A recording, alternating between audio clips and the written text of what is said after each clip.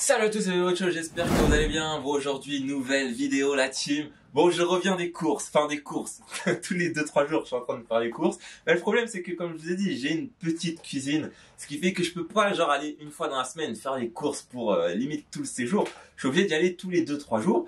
Et je vais vous montrer un petit peu ce que j'ai pris, si c'est pro ou pas. Parce que bon, j'avoue que les premiers jours, au niveau de la diète et tout, c'était pas pro du tout. Je commandais beaucoup sur le site là que je vous ai montré là dans la dernière vidéo là, Happy. Bon, ça va, je prenais pas genre des hamburgers et tout, je prenais des pâtes aux légumes, du riz aux légumes, etc. Mais le problème c'est que bon, c'était pro hein, mais c'était quand même assez gras et tout. Même le riz aux légumes, il était trop gras je trouve. Et donc là j'ai enfin trouvé le truc que je cherchais depuis que je suis arrivé ici. Et là c'est bon, je ne commande plus. Nouvelle résolution, je vais préparer tous mes repas à partir de maintenant. Après au niveau des courses, vous allez voir, c'est des trucs basiques, hein, des trucs simples. Je vais vous mettre les prix, comme ça vous pourrez comparer un petit peu par rapport à la France. Alors on commence avec bon, le dessert. Le dessert c'est important.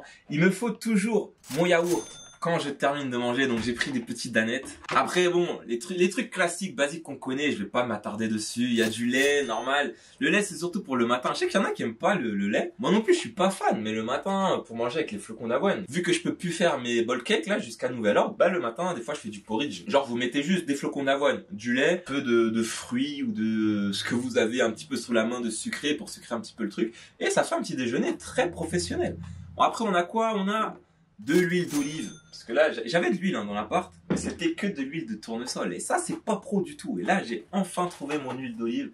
Bon, après, pour le petit plaisir, j'ai pas pris de pack, hein, j'en ai pris qu'une seule. De temps en temps, le petit Coca Zéro, là, qui fait plaisir.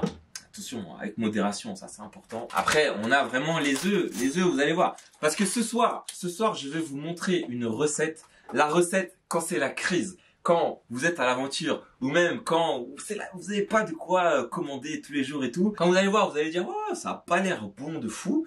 Je vous assure que c'est pro et ce truc-là, je le mange facile 5-6 fois par semaine. Après, pour les petits goûters, des fois, quand t'as des petites envies sucrées, les petits Belvita là, sucrés au chocolat, bon, ça va, c'est pas hyper pro, mais ça va, il y a pire comme petit snack. Après, ça va faire partie aussi de la recette ce soir. C'est les petits pois là, bon duel. Après, il y a ça là.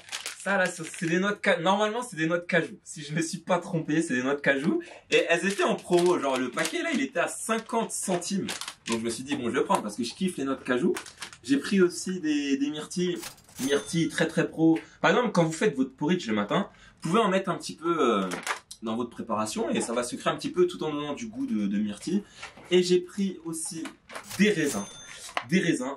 Le problème c'est que je sais pas s'ils sont avec ou sans pépins. J'espère qu'ils sont sans pépins parce que sinon je sais que je vais pas les manger. Et on en vient enfin au plus important. Ça fait une semaine que je cherche ce truc là. Et bon, c'est juste du couscous, hein, c'est juste de la semoule. Mais à chaque fois, j'étais dans les magasins, je trouvais pas. Il y avait du riz, il y avait des pâtes, il y avait tout, mais il y avait pas le couscous. Et vous allez voir ce soir, là, quand on va faire la recette, ce truc-là va vous faire économiser énormément d'argent quand vous serez à l'aventure, à l'étranger ou même chez vous. Hein, si vous voulez économiser de l'argent, vous allez voir, la meilleure solution, c'est celle-là. Bon, désolé par avance pour la séquence d'avant parce qu'en fait le micro il n'était pas branché à la caméra, donc je sais pas ce que ça va donner au niveau du son, ça c'est pas pro du tout. Et pour vous faire un petit update niveau footballistique, bon comme je vous l'ai dit, je suis obligé de rentrer là dans une semaine et demie, je suis obligé de rentrer, de terminer l'année scolaire et puis après je serai enfin libre de partir à l'aventure. Mais j'avais envie quand même, avant de partir, de tester le foot bulgare, de voir ce que ça donne ici, de m'entraîner un petit peu avec une équipe locale ici, voire professionnelle. Et j'ai pris la décision de rappeler le coach là, de la deuxième division. Il m'a répondu et il m'a dit qu'il était OK et que je pourrais aller m'entraîner avec l'équipe première ce mardi là qui arrive. Et donc ça fera la première session. Bon, ça débouchera sur rien derrière, on le sait, hein, on le sait par avance. Mais ce sera la première session ici en Bulgarie, à moins qu'il y en ait une avant. Mais pour l'instant, c'est pas prévu la team. Bon, et là, la mission pour cet après-midi, bon, j'étais sur le gars sûr, la Google Maps, j'étais en train d'essayer de trouver un barbeur dans le coin. Parce que bon, ça mérite une petite mise à jour là. C'est pas pour faire la teinture. La teinture, je vous ai dit, quand je rentre, on va voir ça entre nous, on va s'arranger la team, ne vous inquiétez pas, je vais le faire. Là c'est juste pour tester, pour voir si ça coupe bien ici. Je vous avoue que je suis pas serein, j'ai essayé d'en trouver quelques-uns là sur Google Maps, mais le problème c'est que apparemment il y en a où il faut réserver, il y en a il faut pas réserver, il y en a... Vous savez quoi? On laisse tomber Google Maps je vais aller me balader comme ça dans la rue. Et dès que j'en vois un qui a l'air plutôt potable, eh ben je vais y aller et je vais me couper là-bas. Et ça, c'est pro la team. Et j'ai tout prévu, hein. Si le mec il parle pas anglais, je vais lui montrer ça comme photo. Et il a pas le droit de me louper là, il aura pas le droit à l'erreur, monsieur. Oh, vous avez vu, le temps il est pas ouf ici aujourd'hui, hein. En plus, j'aurais pu faire le flemmard parce qu'apparemment dans ma rue, j'ai vu, il y avait 2 barbeurs. Mais bon, ils m'inspiraient pas trop confiance, donc je me suis dit on va se balader un petit peu dans la ville et on va essayer d'en trouver un. Vous allez voir, on va trouver. Après, est-ce que ce sera pro ou pas? Je sais pas. D'habitude, c'est moi, je fais mes dégradés et tout, mais là, je suis parti tellement à l'arrache que j'ai oublié de prendre les tondeuses et tout. Donc, il faut s'adapter là, tu vois. Ouais, sur le chemin, j'en ai profité aussi pour prendre un petit peu des trucs locaux pour vous faire montrer un petit peu. Apparemment, c'est des trucs au fromage. J'ai testé ça en rentrant à la maison.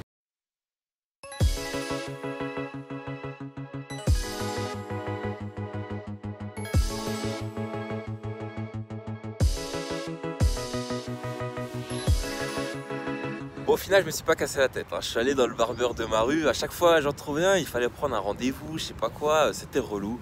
Et celui en face de chez moi, bah, il m'a dit vas-y, viens, je te coupe, y a pas de souci. Il m'a pris direct. Il y avait 2 clients, il m'a fait passer direct et tout. Et je pense qu'il m'a plutôt respecté, ça va. Disons que au début, genre, j'avais un petit peu chaud d'y aller. Mais ça va, parce qu'en plus, ça coûte même pas cher, hein. Genre, je suis allé, je fais ouais, c'est combien pour la coupe et la barbe? Il m'a dit c'est 20 lèvres. 20 lèvres, c'est genre 10 balles. 10 balles, mais en plus. Il m'a fait passer tous les trucs, genre l'espèce de cire noire là qu'il enlève sur le visage. À la fin, il m'a fait le petit shampoing et tout. Franchement, il a pris soin de moi, très très professionnel. Je vous le conseille si vous allez un jour à Sofia en Bulgarie. Hein, et après, il y a le truc que j'ai acheté sur la route là. Ça s'appelle Banitsa. Et en fait, apparemment, c'est de la pâte feuilletée fourrée au fromage. Bon là j'avoue j'ai tardé un petit peu donc elle est un petit peu froide, elle est plus chaude. Mais c'est archi pro, c'est archi pro, c'est un long fil. Et genre c'est très très bon. Et de toute façon pour les spécialités bulgares et tout je vous ferai une vidéo un petit peu là-dessus. J'ai pas trop testé parce que la majeure partie des trucs c'est basé sur de la viande. Et je suis pas vegan et tout mais je suis pas trop viande non plus. Mais il y a quand même des trucs. Là, bon, la prononciation, excusez-moi par avance, mais je crois que ça s'appelle la chapska salade, un truc comme ça. Celle-là il faut que je vous la montre parce qu'elle est incroyable. Et les banissa, je vous les referai dans une autre vidéo, vous inquiétez pas la team. En tout cas, moi, je savoure. Ah, franchement, le banitsa, incroyable. Ah, vous savez, je voulais vous parler un petit peu là, du coup, de la ville ici, de la vie ici.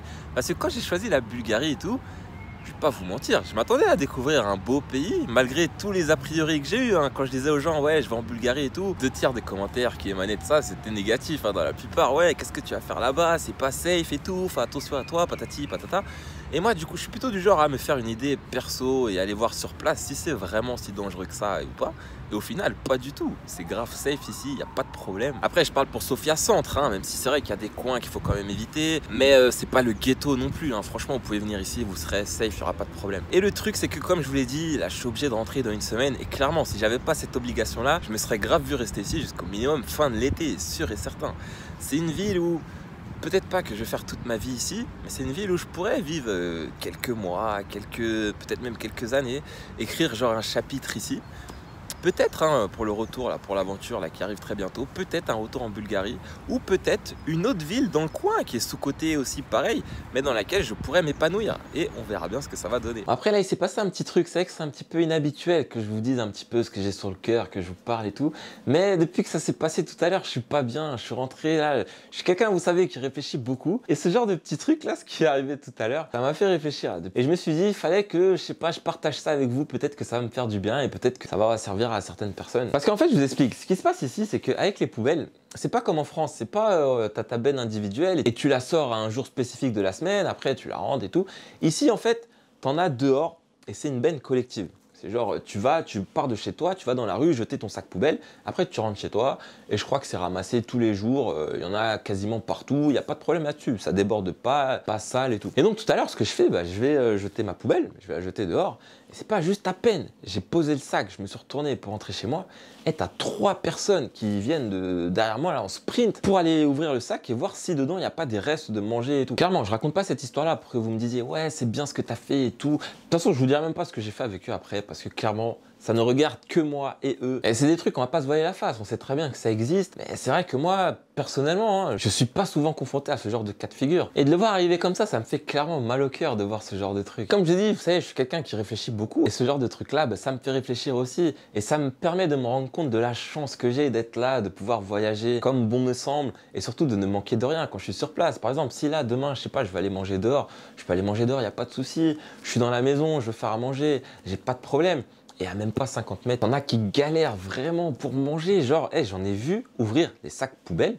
Il y avait des restes de pain de mie. Le mec, il a mangé le pain de mie qui était dans la poubelle. Il était même pas dans le plastique. Il a mangé le pain de mie normal. Et c'est pour ça, souvent, on me demande, ouais, comment tu fais pour toujours avoir le sourire, toujours être de bonne humeur, tout ça. Clairement, moi, j'arrive toujours à relativiser. Peu importe ce qui m'arrive, avant même que j'ai le temps de me mettre en colère ou d'être triste ou je sais pas quoi, j'aurai le réflexe de penser à ces personnes-là qui, justement, sont en difficulté et ça passera. Ce qui m'est arrivé, ça passera. Et c'est vraiment un truc auquel je crois fermement, c'est que peu importe ce qui vous arrive, il y a toujours moyen de relativiser la team. Et voilà, c'était le petit message que je voulais faire passer pour ce soir. Rien que d'en parler, ça m'a fait du bien et j'espère que ça servira peut-être à certains d'entre vous, la team. Bon, malheureusement, pour la recette, là, je peux pas vous le faire bien, je peux pas vous montrer en même temps parce que niveau logistique, c'est trop petit. La cuisine est trop petite, je peux pas le faire. Mais en gros, vous avez vu les ingrédients. Il faut les 4 œufs, il faut les petits pois, il faut la sauce tomate et la semoule.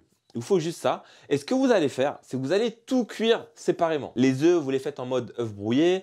Les petits pois, vous avez juste à les réchauffer. Et la semoule, moi la semoule, bon, au niveau du dosage, je mets quoi? Je mets une petite tasse comme ça. Vous mettez autant d'eau chaude, enfin d'eau bouillante que de semoule. Et faites-moi confiance. N'oubliez pas, la dernière fois, le bowl cake, vous m'avez tous dit à juste titre, ouais, c'était moche, c'est sûr, c'est pas bon. Il y en a qui ont testé.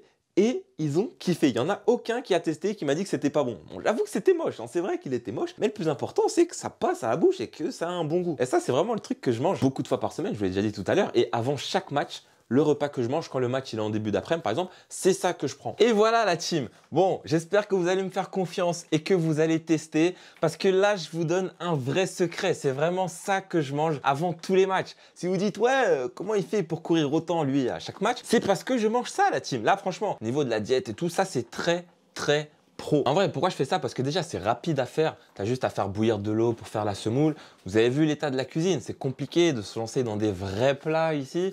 En plus, la plaque, quand tu veux la faire chauffer, elle met 10 piges à chauffer. Voilà, ça, c'est rapide. Et c'est bon, maintenant que j'ai ma semoule, c'est fini. Dès que j'aurai la flemme d'attendre que l'eau elle chauffe pour faire les pâtes et tout, c'est bon, j'irai avec ça. C'est mon go-to pour quand j'ai la flemme de faire à manger. Après, ouais, ça peut paraître beaucoup et tout, mais moi, ça me choque pas, hein. J'ai l'habitude de manger le bol, je vais le finir tranquille, hein. Rassurez-vous, j'ai l'habitude. Et voilà, c'est tout pour aujourd'hui. J'espère vraiment que la vidéo vous aura plu. Je vais vous en faire d'autres avec vraiment les spécialités locales. Ne vous inquiétez pas. Rappelez-vous que le Coca Zéro, c'est exceptionnel. Il faut le consommer avec modération. Ça, c'est pas pro du tout. Mais bon, on a le droit de se faire des petits plaisirs aussi de temps en temps. Dites-moi dans les commentaires si vous allez tester ma fameuse recette. Et dites-moi aussi ce que vous mangez avant chaque match parce que ça m'intéresse. J'ai envie de savoir et peut-être que vous allez m'inspirer des petits repas. N'oubliez pas de liker, de partager et de vous abonner.